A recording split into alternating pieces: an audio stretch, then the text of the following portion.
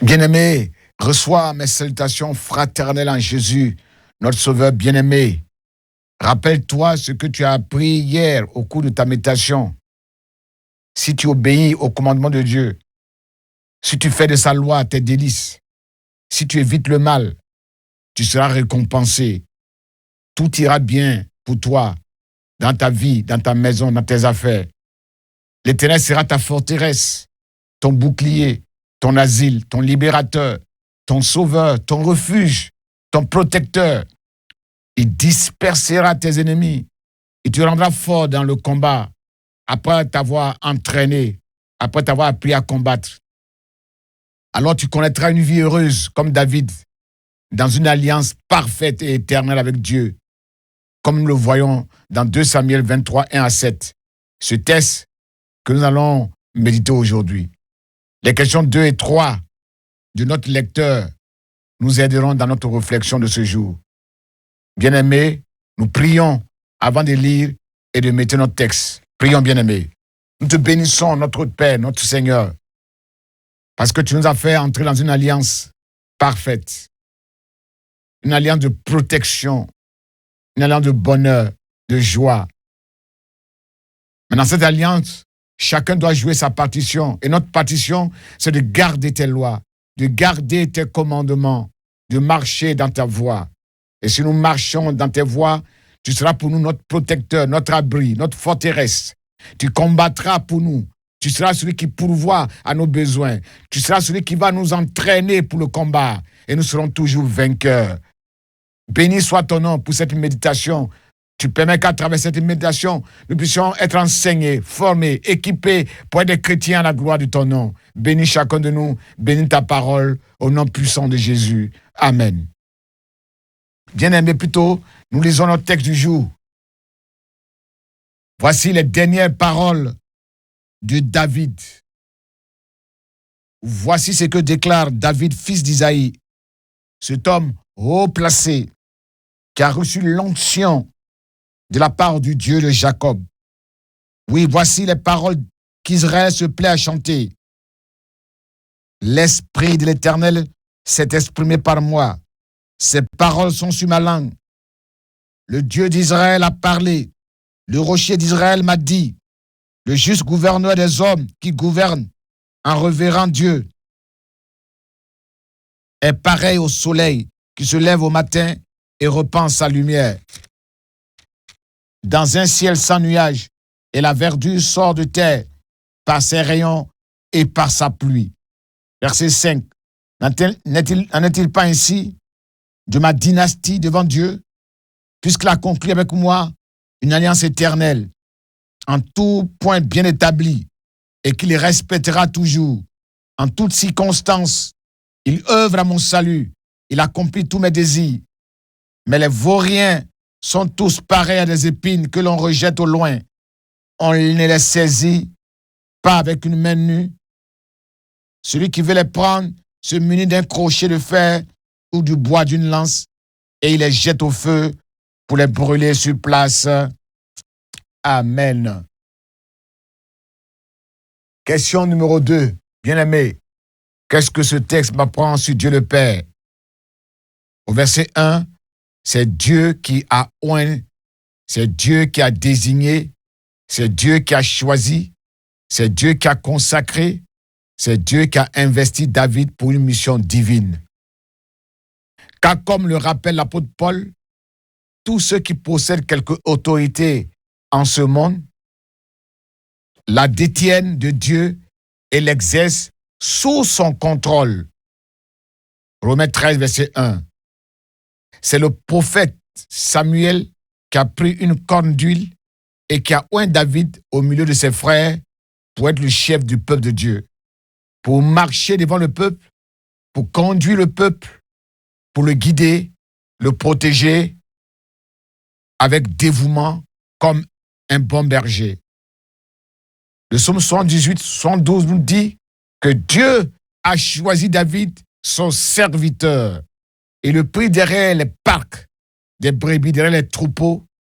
Il le fit venir auprès des brebis qui sont son peuple pour les conduire, pour les paître, pour paître son peuple, en Israël, le peuple de Dieu qui est son héritage. Il les fait paître selon l'intégrité de son cœur avec droiture. Il est conduit par l'intelligence de ses mains avec des mains expertes, des mains sages.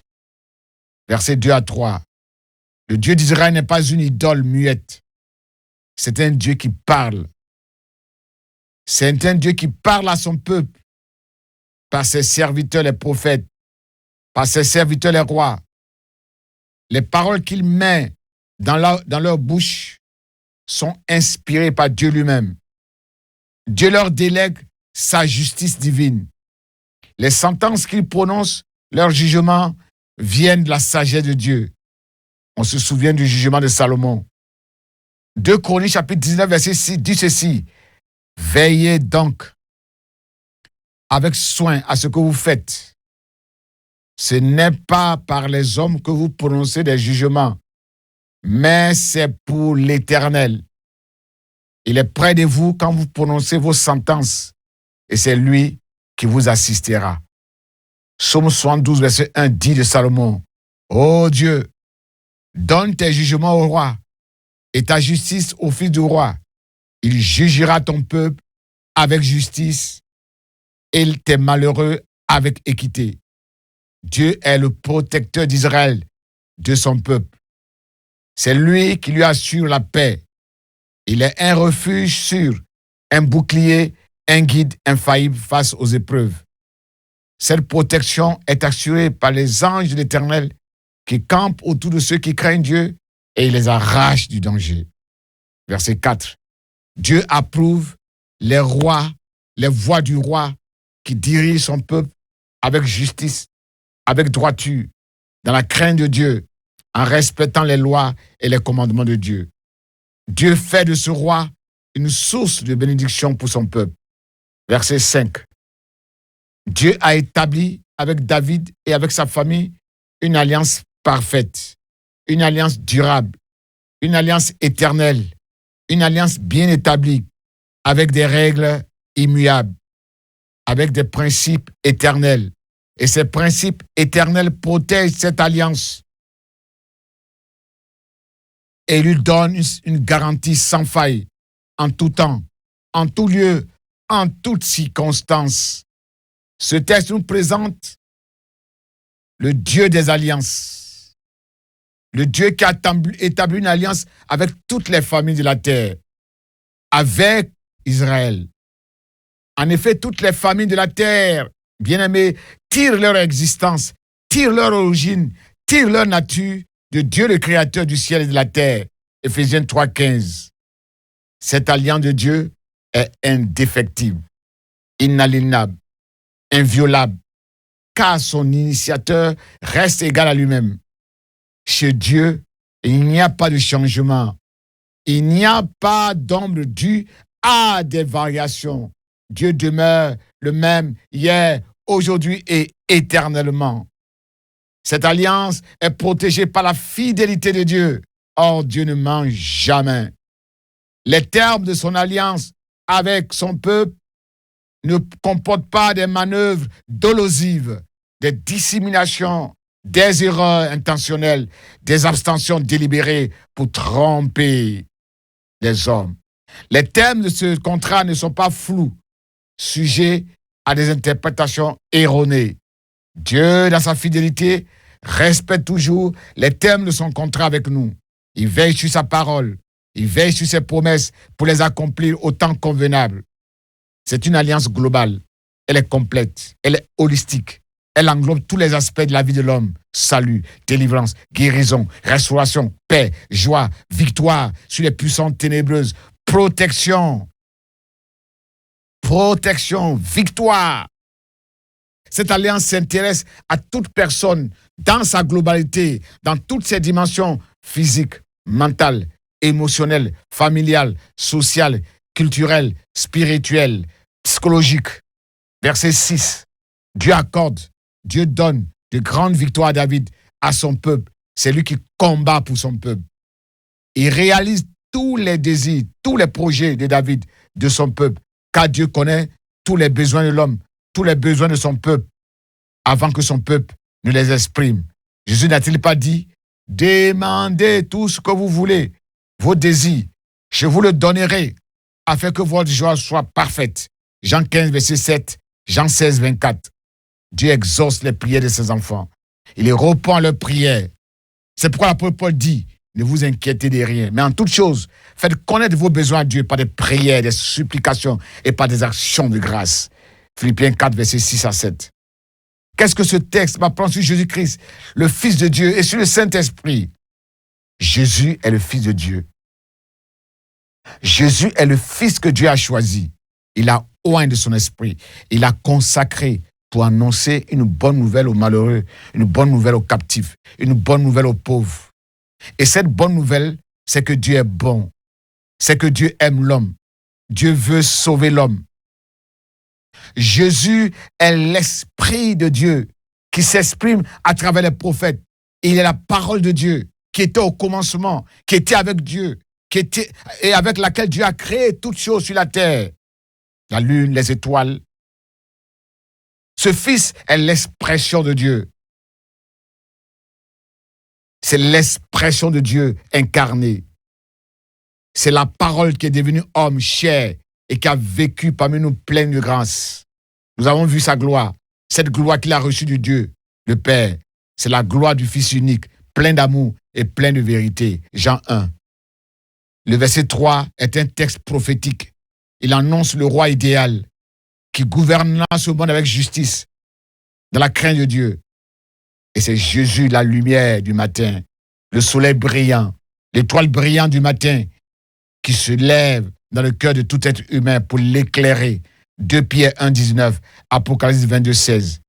Jésus-Christ est ce astre décrit par Balaam, ce astre qui sort de Jacob, ce bâton royal qui s'élève d'Israël, qui perce les flancs de Moab et qui abat tous les enfants de Seth. Nombre 24, verset 17. L'apparition de la gloire du Christ, c'est un moment de joie, c'est un moment d'espérance, c'est un moment de rafraîchissement, c'est un temps sans nuage. Il nous a introduits dans une alliance parfaite. L'alliance qui a pour Jésus comme garant est une alliance qui est supérieure à l'ancienne alliance, puisque cette alliance est éternelle. Et puisque celui qui a établi cette alliance est éternel, il possède un sacerdoce perpétuel. Voilà pourquoi il est toujours en mesure de sauver parfaitement ceux qui s'approchent de lui par l'intermédiaire de Jésus-Christ. Hébreux 7, 22 à 25. Question numéro 3. Y a-t-il des exemples à suivre dans ce texte? Oui, David est un roi qui est humble. C'est un roi qui est reconnaissant. Il reconnaît que lui et sa famille ont été favorisés par Dieu. Ils ont eu une grâce spéciale. Son humilité lui permet de savoir d'où il vient. Il reconnaît ses origines. Il sait qu'il descend d'Isaïe, une famille anonyme en Israël. Il sait que son élévation est une grâce de Dieu. Dieu l'a placé haut. Ça relève du miracle. Et c'est la souveraineté de Dieu qu'il a choisi parmi ses frères et qu'il a placé à cette place haute. Il reconnaît que la gloire de son règne, que les exploits qu'il a accomplis pendant son règne ne viennent pas de ses capacités, de ses efforts personnels, mais c'est la grâce du Seigneur. C'est grâce au revêtement de la puissance d'en haut. Il sait aussi que son ministère de prophète, porte-parole de Dieu, est une grâce de Dieu. En partageant ce témoignage avec le peuple de Dieu, ce dernier s'en est approprié. Israël se plaît à le chanter chaque jour pour rendre gloire à Dieu, pour l'honorer, car le peuple de Dieu sait que ce message lui est transmis avec sincérité, avec intégrité, par un roi qui est sage, un roi qui a été choisi par Dieu, un roi qui a les faveurs de Dieu. Dans le psaume 119, le roi David chante cette réalité. Il dit que le bon sens, la connaissance, la sagesse qu'il possède ne viennent pas de lui-même, mais de sa relation, de sa communion avec Dieu. C'est Dieu qui lui a enseigné tout cela. Il dit aussi que ce sont les lois de Dieu, ses commandements qui le rendent sage. plus sage que ses ennemis, plus avisé que ses maîtres, plus sage que les vieillards. C'est par la parole de Dieu qu'il a acquis le discernement. Les actions qu'il pose sont réglées selon la justice, selon la droiture, parce qu'il médite chaque jour la parole de Dieu. En un mot, le roi David sait s'arrêter pour compter, pour contempler les bienfaits de Dieu dans sa vie. Quels sont les exemples à ne pas suivre dans ce texte? Le verset 6 fait allusion aux vauriens, aux personnes habiles dans le mal, qui sont peu recommandables, qui sont sans scrupules, qui sont dénués de valeur morale et qui ont un comportement répréhensible, une mauvaise conduite.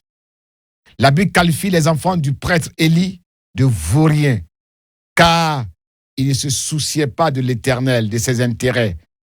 Ils n'avaient aucun égard pour des choses sacrées. Ils profanaient les offrandes de Dieu. Ils couchaient avec les femmes dans le temple. Ce texte compare ces vauriens à des épines avec qui il ne faut pas commercer, avec qui il ne faut pas cheminer. Il faut les pratiquer avec beaucoup de précaution, car ils sont capables de vous blesser, de vous tromper, de vous détourner des voies du Seigneur, de vous détruire. Roboam, fils de Salomon, a détruit son royaume car il avait pour conseiller des vauriens. Josaphat a failli être tué par un soldat syrien au combat car il s'est allié à un vaurien, le roi Akab, qui était rejeté par Dieu parce qu'il faisait des choses abominables. Oui, bien-aimés, bénissons le nom de notre Seigneur. C'est ce que nous allons dire pour terminer. Bénissons le nom de notre Père. Pourquoi nous devons le bénir? Parce que Dieu nous a fait entrer dans une alliance parfaite. Une alliance éternelle. Il nous a fait entrer dans des bénédictions, dans une élévation vraiment extraordinaire. Une alliance qui est complète, qui est parfaite, qui est éternelle, qui est bien rédigée, qui est bien réglée. À l'intérieur de cette alliance, il y a tout ce qu'il nous faut pour vivre aisément. C'est pour ça que nous devons bénir le nom de Dieu chaque jour. Oui, Seigneur, nous voulons te bénir. Nous voulons te rendre grâce. Parce que comme David, tu nous as fait entrer dans une alliance parfaite, scellée dans le sang de Jésus-Christ.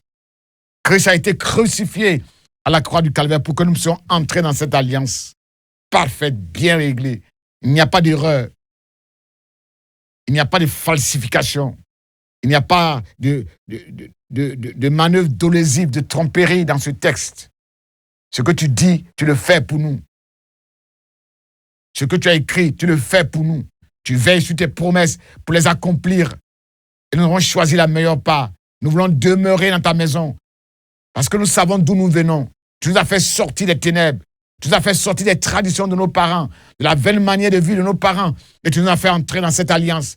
Donne-nous de demeurer fidèles dans cette alliance, de garder tes lois et tes commandements, afin que cette alliance produise les fruits escomptés, les fruits de cette alliance. Bénis chacun de nous, bénis ta parole dans nos cœurs et donne-nous de demeurer dans cette alliance. Au nom puissant de Jésus. Amen.